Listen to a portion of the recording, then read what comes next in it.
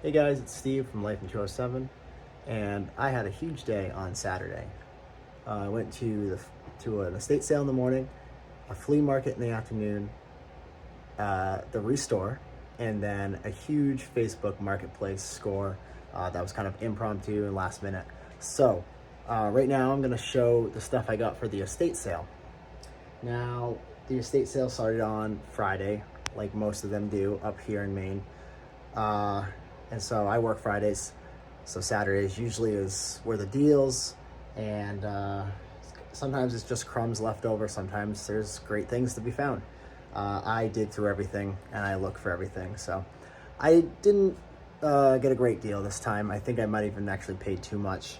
One of the items I thought would be very useful for the house, turns out I might not be able to use it. I may have to resell it. And hopefully I'll get some of my money back, but we'll see. So yeah, I'm going to show you what I got at the estate sale this or last Saturday. Thank you. All right, guys. Like I said, I didn't pick up a whole lot. I spent about $130, I believe it was. My wife got some stuff, so I don't really include that into the prices.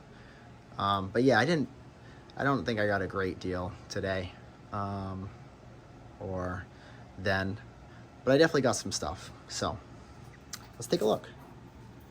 First off, I got this pair of older style needle nose. Needs a cleaning. I can't see the brand on there. When I do a wire wheel, I'll have a better idea. Here's a nice pair of channel lock that really just needs a cleaning. I love the color of the plastic here, the dip. Here's another pair of channel lock. Pliers, slip joint. Here is one of the Vaco screwdrivers that for flatheads, where you move this up and down and you can actually have a starting screwdriver for a flat tip or a flathead screw. How it works is you push up on this and it pulls the teeth there together and grips on the flathead, and then supposedly it doesn't move and gives you enough grip to put it into the slot. And here's a smaller one here, Vaco K38. K38 or K3S. I think it's 8, USA. Here's another Vaco K48, USA. Yes, I do believe that is an 8. All right, we got some adjustable wrenches. We have a Crescent, Husky, and a Utica. Fairly decent sized adjustable wrenches. They all need a cleanup, and these two have paint on them, obviously, so the wire wheel is in their future. All right, we got this Klein Tools. It looks like a tap screwdriver where you can change out the tap. That's pretty neat. I don't think I've ever seen one of those before. 627-20, made in the USA. Klein Tools. So it just looks like you can put different taps in there. We got a pair of tin snips. Dymaloy. Sorry guys, sometimes it's hard for me to see this in the lighting. Here we have a Miller's Falls stubby flathead screwdriver. A pair of needle nose vice grips. We have some older style wrenches here. I've been kind of collecting these, and obviously I'll take a look, make sure if there's any brands that are really worth keeping. But I have some craft projects I'm going to use these for. Maybe you'll see it on the channel. TrueCraft 1/2 inch. Here we got a New Britain 1/2 inch. New Britain, kind of like a stubby style. Double box end, 5/8 and 3/4. Now this is a 6-point, which I thought was kind of cool. Here we got some inverted V Craftsman standard set here. 11/16, 5/8, 9/16, 1/2 inch, 7/16, 5/8, and 5/16. So I have plenty of these, but it's hard for me to pass up Craftsman. We have an SK C12 3/8, an SK C16 1/2 inch, and an SK C18, 9/16. Has an SK Wayne pair of pliers. We have a stud finder that still has a charge on the battery. Definitely works. Tried that out. Now this is kind of interesting. This is a Craftsman driver light. 41993 USA GK. So it looks like your standard nut driver, a 1/4 inch that you can put in your bits, and inside you put some batteries, and supposedly you have a flashlight. I will have to throw some batteries in this and see if it works, but I'd never seen something like this before, so I don't know if this is worth anything or what. It's Craftsman, so I like it, but this feels okay. It's, very big in the hands, and the plastic doesn't feel too cheap, so yeah, that was kind of neat to find. We got some random Geor wrenches there. We have a Mastercraft socket. I think that just kind of fell in there, and we have one Craftsman V 3/4 6.3/8. Here we got a magnetic tool. I have a couple of these, but these are great to have around. We have a advertisement screwdriver, Merrimack Industrial Sales. We have this interesting, oops, falling apart now, Stanley knife here, this utility knife, 10/525. I don't have a blade for it right now. It probably just takes a standard blade, but I just haven't had time to open it up and check it out. Apparently it's falling apart on me, but I just thought that was cool. I don't know, I couldn't leave it. I will probably open this up and see what it's all about. Got a nice little nail puller here. We have this Lennox. We have to put my phone down. Opens up for like your Sawzall blades, which is kind of neat. Feels pretty good in the hands. And it can fold in different positions, locks in different positions. So I thought that was kind of neat. Yeah, throw a nice blade in there. That'd be kind of cool to take camping or just to have around, as a quick saw. All right, we got some Stanley utility knives here. Speaking of utility knives, this one right here, look at that blade. Whew, is that dull? So we have a Stanley 299, Stanley 199A, and a Stanley 10089, I believe that is. So those are pretty cool. I don't know why I've been on such a kick for utility knives lately. I seem to pick up quite a few.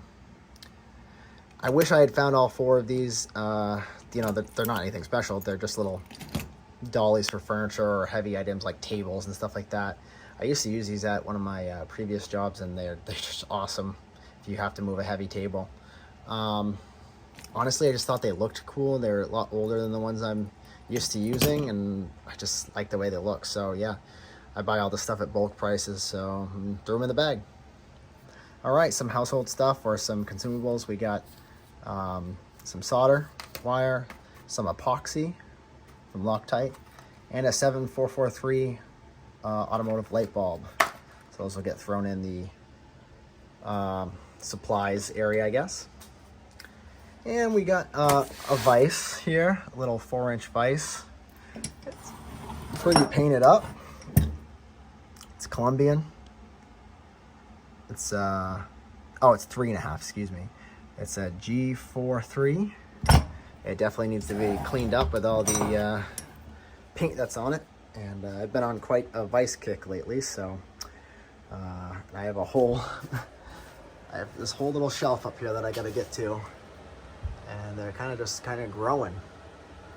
They're growing on trees lately for me, especially the little ones. I don't have many of the big ones, but so that's kind of the smaller stuff. I did get this. It's not tool related, but here's some old shotgun shells. Some of these are paper, which is interesting. I don't know what I'm gonna do. I mean, I do shoot, but I don't know that I certainly wouldn't trust these. They were in a basement. I don't know. They were cheap. How could I say no? I feel like someone wants these paper shotgun shells here, so maybe they'll go to the flea market. I don't know. What do you think I should do with them? The other major item that came with it was this Delta bench grinder here. And it had this nice stand where I have to do something to the bottom because it's unlevel on the bottom, but nice metal stand here. I was wanting another bench grinder in the shop so I don't have to switch out wheels. I'll have one with just wire wheels and one with grinding stones.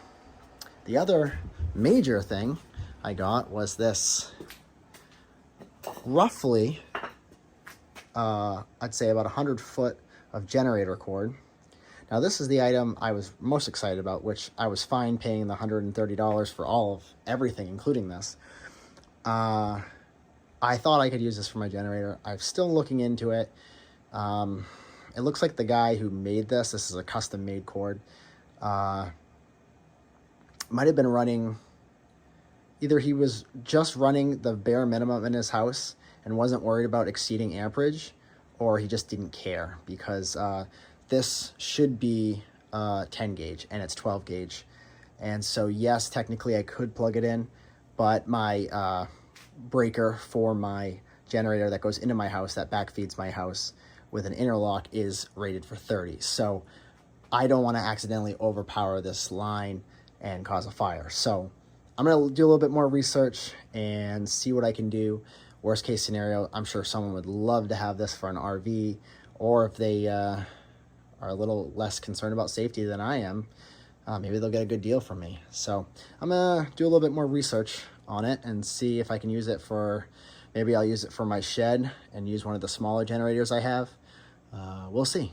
So yeah, that's what I found this time, guys, at the estate sale. Thanks for watching. All right, here's a little bonus. I had to slide this stuff aside because I just remembered. I did go to the Restore, and for $20 I got this really nice 1/2 inch, I think they're 12 points. I'll have to look inside.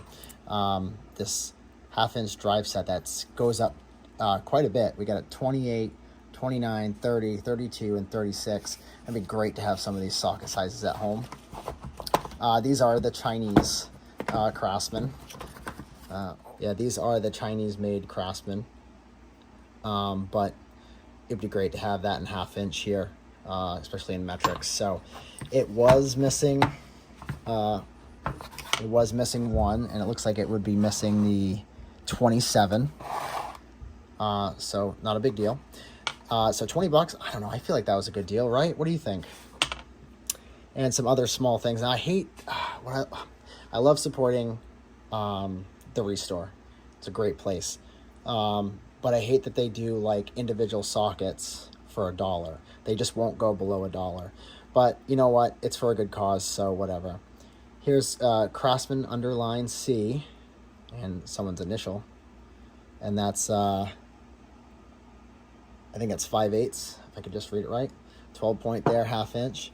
We have an SK 3/4, 1/2 inch, or sorry, 3/8 12 point, and another 3/8 12 point SK,